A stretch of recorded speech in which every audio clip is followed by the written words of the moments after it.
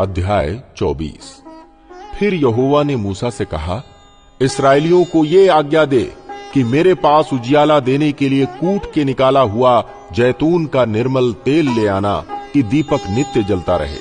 हारून उसको मिलाप वाले तंबू में साक्षी पत्र के बीच वाले पर्दे से बाहर यहोवा के सामने नित्य साँझ से भोर तक सजा कर रखे। ये तुम्हारी पीढ़ी पीढ़ी के लिए सदा की विधि ठहरे।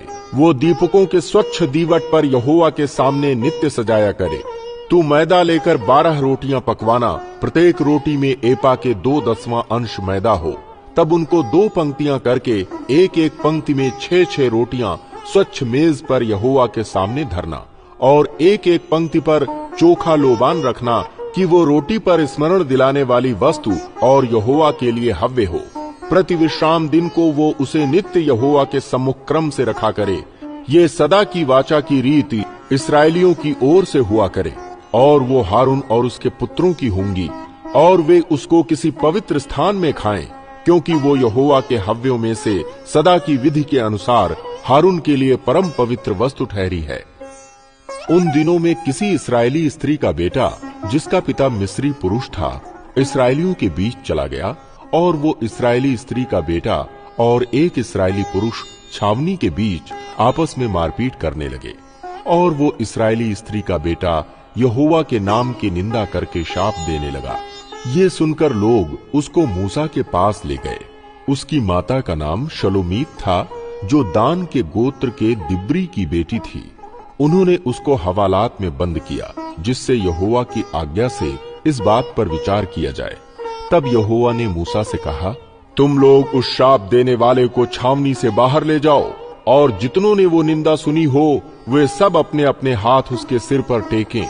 तब सारी मंडली के लोग उस पर पथराव करें, और तू इस्राएलियों से कह कि कोई क्यों ना हो जो अपने परमेश्वर को शाप दे, उसे अपने पाप का भार उठाना पड़ेगा।